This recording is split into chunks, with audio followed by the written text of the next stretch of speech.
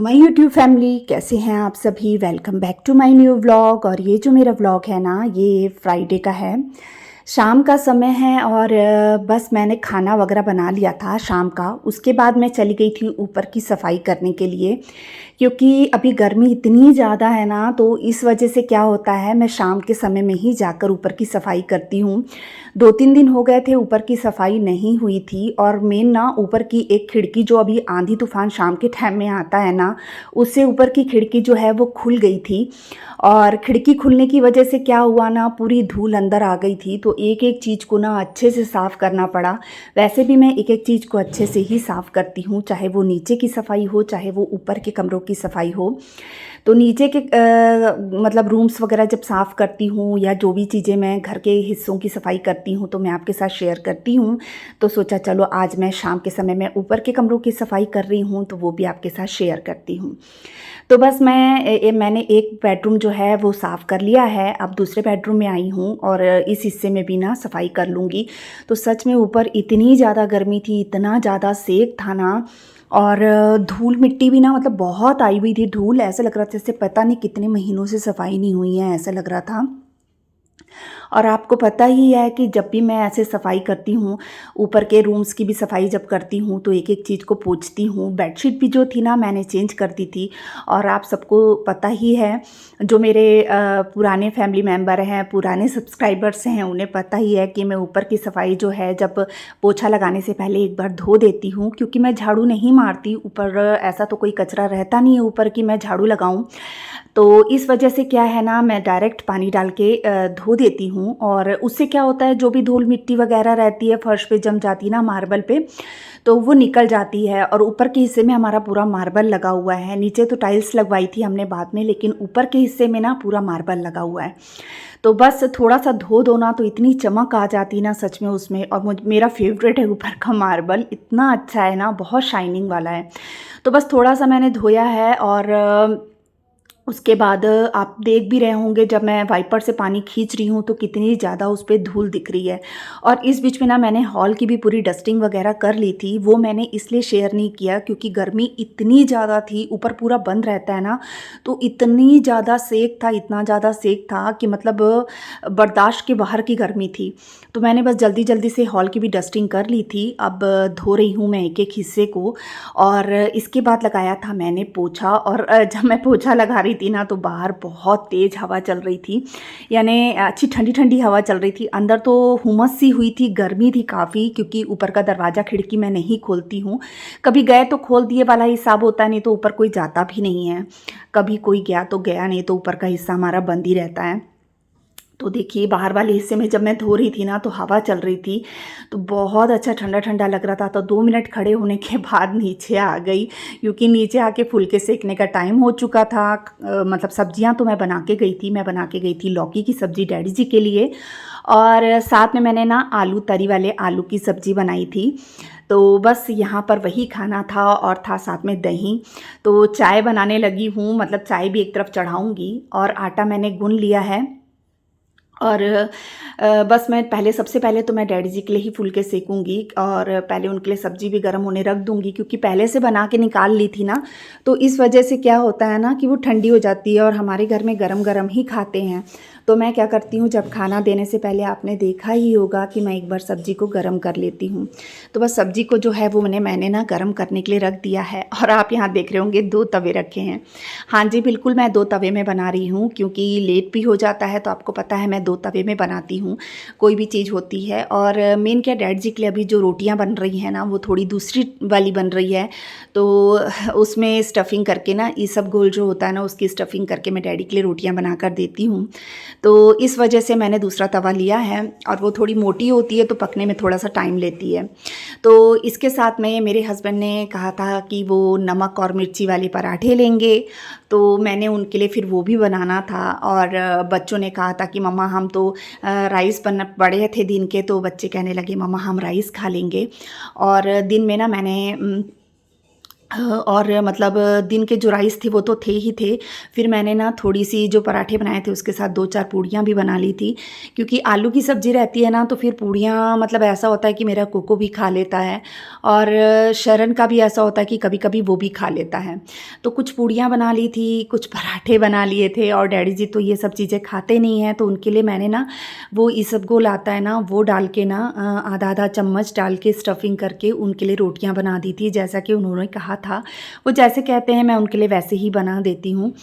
तो बस देखिए मेरा बस यहाँ पर रोटी बनाने का काम ही चल रहा है और एक तरफ मैंने चढ़ाई है चाय, तो एक तरफ बन रही है चाय और बस इधर मेरे काम भी चल रहे हैं। और ये जो डब्बी खाली थी ना तो मैंने अभी आज ही ये डब्बा खोला है इसबगोल का, तो इस डब्बी में मैं इसे भर दूँगी, क्योंकि जैसे दूसरी डब्बी रहती है ना तो उसमें क्या होता है ना बार-बार निकालने से अपन को दिक्कत होती है। तो एक मतलब बॉटल वगैरह में शीशी वगैरह में भर के रख लो ना, किसी डब्बे में भर के रख लो, तो जब रोटी बनानी रहती है तो मुझे फिर आसानी होती है, तो मैंने फिर ऐसे ही इसे भर लिया है। अब फटाफट से एक तरफ पराठे सेक रही हूँ और तेल लगा रही हूँ और इसके साथ में ही ना ये दूध था जो मैंने रमन को कहा कि बेटा फ्रिज में रख के आ जा। रमन और शरण भी इस टाइम तक गुरुद्वारे से होके आ चुके थे और पता था मम्मा लेट हो रही है, तो बस बच्चे मेरी हेल्प करने में लग गए थे। कोई चाय में दूध डालने का काम कर रहा है, तो कोई रमन मेरी हेल्प कर रहा था। रमन को मैंने बुलाया, जैसे ही रोटी बनी ना तो मैंने रमन को आवाज़ लगा दी थी कि बेटा आके तू खाना डालने का काम शुरू कर दे। तो रमन यहाँ खाना डालने का काम शुरू करेगा अब, और शरण जो है चाय में जो है ना वो दूध डालने का काम करेगा। तो मेरे हस्बैंड बीच-बीच में आ गए थे पूछने के लिए खाना तैयार नहीं हुआ क्या करके। तो बस जल्दी-जल्दी ही काम निपटाने पड़ते हैं शाम के। अब देखिए अपन मेड भी लगाएँगे ना तो वो आपको इतने अच्छे से सफाई करके नहीं देगी कि आप बोलेंगे कि आप मेड को अगर आप बोलेंगे, हाउस हेल्पर को अगर आप बोलेंगे कि प्लीज़ आप इसे धो दीजिए, धो के पोछा मार दीजिए, तो वो कभी भी नहीं करके देगी। आजकल तो ऐसा हो गया है मतलब कि एक टाइम पे ही आती हैं, मतलब कोई भी काम करने के लिए आप किसी को भी हेल्पर को लगाएंगे तो वो एक टाइम पे ही आते हैं, दूसरे टाइम पे आपको खुद ही करना पड़ता है। तो फिर जब करना ही है तो फिर खुद ही कर लो, मेरा तो वो हिसाब रहता है। और आज मैं आपसे एक ज़रूरी बात भी शेयर करना चाहती हूँ।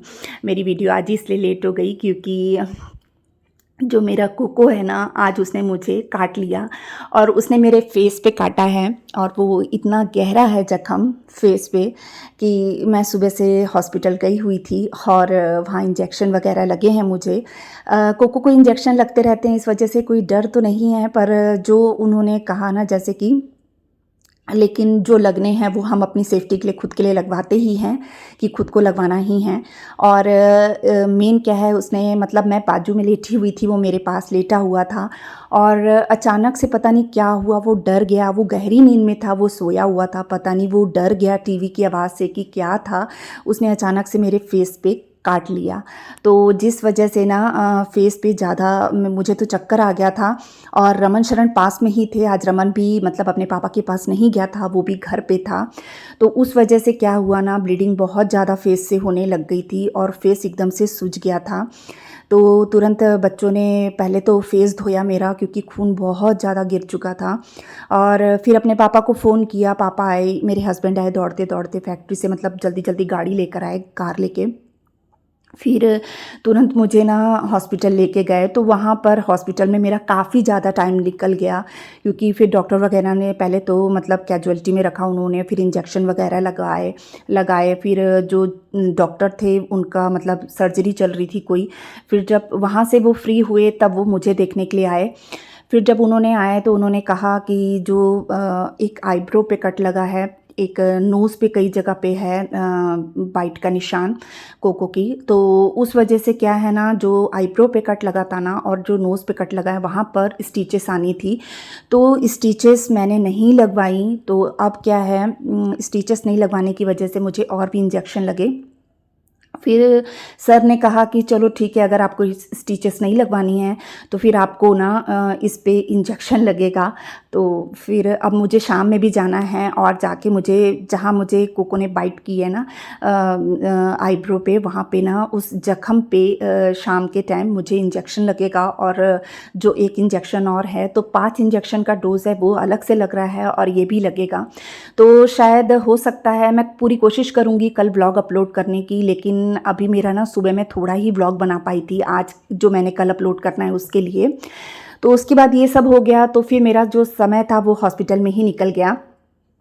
तो मैं कोशिश करूँगी कि कल भी मैं वीडियो अपलोड कर सकूँ। अगर थोड़ी सी तबीयत ठीक रही तो मैं करूँगी, क्योंकि मेरा फेस जो है ना उसमें स्वेलिंग आ गई है। तो इस वजह से क्या मतलब मुझे खुद को अच्छा नहीं लग रहा है कि मैं कैमरे के सामने कैसे आऊँगी। बट मैंने डॉक्टर को एक ही चीज़ कही कि सर इसके निशान चले जाएंगे ना, क्योंकि अपने फेस से हर किसी को प्यार होता है। इतने खूबसूरत तो हम हैं नहीं, लेकिन फिर भी ऐसा लगता है कि अगर जख्म कहीं हो जाए ना तो फिर लेडीज़ लोग को ज़्यादा लगता है कि इसके दाग निकल जाएं। बट चलो देखते हैं जो भगवान को मंजूर होगा। तो जो आईब्रो पे कट आया है ना, जो बाइट का निशान है वो बहुत ज़्यादा गहरा है, तो उस वजह से ब्लीडिंग ज़्यादा हो गई थी, तो थोड़ी सी कमज़ोरी सी लग रही है मुझे। तो अभी तो खैर वीडियो बनी थी तो मैंने सोचा कि मैं वॉइस ओवर करके अपलोड कर देती हूँ, आगे का मैं देखूँगी। तो प्लीज़ आप लोग नाराज़ मत होइएगा अगर मेरी वीडियो नहीं आई, तो वैसे मैं पूरी कोशिश करूँगी कि मैं कल भी वीडियो अपलोड करूँ। तो चलिए ये देखिए, इसके बाद ना जो था मेरा किचन का काम, मैंने किचन पूरा समेटा फटाफट से, जो खाना वगैरह जो सब्ज़ी वगैरह थी ना वो सब निकाल ली थी और बर्तन धोने के लिए रख दिए थे। इसके बाद आ गई हूँ मैं बाहर वाले हिस्से में। तो बस कपड़े मैंने धोए थे, फटाफट उन्हें सूखने डाल रही हूँ, क्योंकि ना कपड़े भी ना साथ साथ धो लेती हूँ ना तो ठीक रहता है, नहीं तो फिर कपड़े बहुत ज़्यादा हो जाते हैं।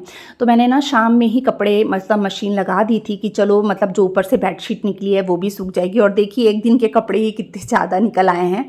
तो बस इन कपड़ों को मैं सूखने डालने के बाद ना मैंने जो पहले एक दिन पहले के कपड़े थे ना वो भी मैंने बाहर खड़े खड़े जोड़ लिए थे। और जो इतने दिन के भंडार निकले थे ना कपड़े प्रेस करने के, वो मेरे हस्बैंड ने ना बाहर मतलब प्रेस होने के लिए दे दिए थे मॉर्निंग में ही। तो प्रेस करने वाले कपड़े तो कोई नहीं थे, अब जो धोए हैं वही बस निकले हैं। इस बीच में मैंने किचन वगैरह भी आपके साथ दिखाया आपको कि मैंने साफ़ कर लिया था। और बस अब यहाँ पर जो है धो रही हूँ रात के बर्तन। बर्तन भी काफ़ी सारे थे, मतलब जो उधर धुले हुए दिख रहे हैं ना वो भी मैंने इसी समय पे धोए थे। तो वीडियो ज़्यादा लंबी हो जाती, इस वजह से ना मैंने आधे बर्तन धोने के बाद वीडियो शूट किया। और ये बर्तन भी जल्दी जल्दी से मांजूँगी और इन्हें भी जल्दी से धो लूँगी। और ऐसा होता है कि मतलब इन्हें ना धो ना तो सुबह के लिए बड़ी दिक्कत हो जाती है। और बहुत अच्छा होता है कि मैं इन्हें, बहुत अच्छा हुआ कि मैं इन्हें धोकर ही सोई थी, मतलब धो के सोई थी तो इतनी टेंशन नहीं थी। सुबह नाश्ता बनाने के बाद ही जो कोको ने मेरे साथ कांड किया वो उसके बाद का ही कांड है। तो इस वजह से क्या है ना, अब क्या कर सकते हैं, मैं तो अभी भी उसे मतलब वो करती हूँ। हमारा कोको थोड़ा सा गुस्से वाला है, ज़्यादा ही गुस्से वाला है, तो थोड़ा सा रहता है उसके साथ, तो कभी भी गुस्सा हो जाता है। और ऐसा लग नहीं रहा था कि वो मुझे काटेगा, पता नहीं उसने कैसे कट कर दिया, मुझे कैसे काट दिया। चलो फिर भी मुझे कोई वो नहीं है। और वहाँ सब कह रहे थे अरे जख्म बहुत ज़्यादा गहरा है, आप कैसे, आपको कैसे काट लिया। मैंने कहा नहीं सर, मुझे डॉग से डर नहीं लगता, वो भी मेरा बच्चा ही है। तो कहने लगे बहुत अच्छी बात है। तो बस कोई नहीं, दवाई लेकर आई हूँ, दवाई खाऊंगी तो मैं ठीक हो जाऊंगी। बाकी मैं वहाँ से आने के बाद तुरंत मैंने एडिटिंग का काम किया कि पहले मैं एडिटिंग करूँ और वीडियो आप लोगों तक पहुँचा सकूँ, क्योंकि कल भी मैंने वीडियो अपलोड नहीं की थी। तो बस ये देखिए यहाँ पर मैं गैस वगैरह साफ़ कर रही हूँ। रमन मेरी हेल्प कर रहा था, शरण भी हेल्प कर रहा था, दोनों भाई लगे थे हेल्प करने में। क्योंकि जिस दिन ऊपर की सफाई वगैरह करती हूँ ना उस दिन मेरा थोड़ा सा टाइम जो है ना ज़्यादा लग जाता है, क्योंकि आपको पता है कि 4:30 पौने 5 बजे तक मैं नीचे के शाम को काम में लग जाती हूँ। तो नीचे का जो झाड़ू पोछा भी शाम के टाइम में एक बार ज़रूर करती हूँ। और बस वो सब करने के बाद फिर खाना बनाती हूँ, तो उसमें टाइम लग गया। फिर ऊपर जब गई तो फिर देखा अरे धूल इतनी ज़्यादा आई हुई थी ना, खिड़की खुली रह गई थी मेन। तो फिर फटाफट से मैंने ऊपर का जो सफाई करके नीचे उतरी, उसमें काफ़ी ज़्यादा टाइम लग गया था। तो इस वजह से बच्चे हेल्प कर रहे थे। तो यहाँ गैस वगैरह साफ़ कर ली है जैसे कि रात को करती हूँ। जो टाइल्स थी वो भी मैंने साफ़ कर ली है। अब काउंटर टॉप साफ़ करने के बाद ना मैंने नीचे के जो किचन के कैबिनेट होते हैं ना, वो भी बाहर से साफ़ कर लिए थे। बर्तन लगाने वाले नहीं थे क्योंकि वो मैंने शाम को ही लगा लिए थे। तो बस अब यहाँ पे फटाफट से किचन साफ़ करूँगी। इसके बाद ना मैं काउंटर टॉप साफ़ पूरा अच्छे से करने के बाद 2 से 3 पानी चेंज करके मैंने साफ़ कर लिया था। और इसके बाद चली गई थी मैं नहाने के लिए, क्योंकि गर्मी बहुत ज़्यादा हो गई है और गर्मियों में ना कपड़े वैसे भी ज़्यादा निकलते हैं, क्योंकि अपन 2 बार 3 बार तो नहा ही लेते हैं दिन में। तो बस ये देखिए, एक तरफ दूध गर्म हो रहा है डैडी जी के लिए, बाकी सबने ठंडा दूध लेना था, तो बस दूध भी साथ के साथ मैंने गर्म होने के लिए रख दिया था। और नहाने के बाद किया मैंने पाठ सैंची साहिब जी का, गुरु ग्रंथ साहिब जी का। तो बस यहाँ पाठ कर रही हूँ और आज यहीं पे अपने ब्लॉग का एंड करूँगी। बताइएगा मेरा ब्लॉग कैसा लगा। अगर अच्छा लगता है तो प्लीज़ मेरे चैनल को सब्सक्राइब कर दीजिएगा, वीडियो को लाइक एंड शेयर कर दीजिएगा और बेल आइकन को प्रेस कर दीजिएगा, जिससे मेरे आने वाली वीडियो का नोटिफिकेशन आपको मिल सके। तो चलिए मिलते हैं नेक्स्ट ब्लॉग में, तब तक के लिए बाय बाय।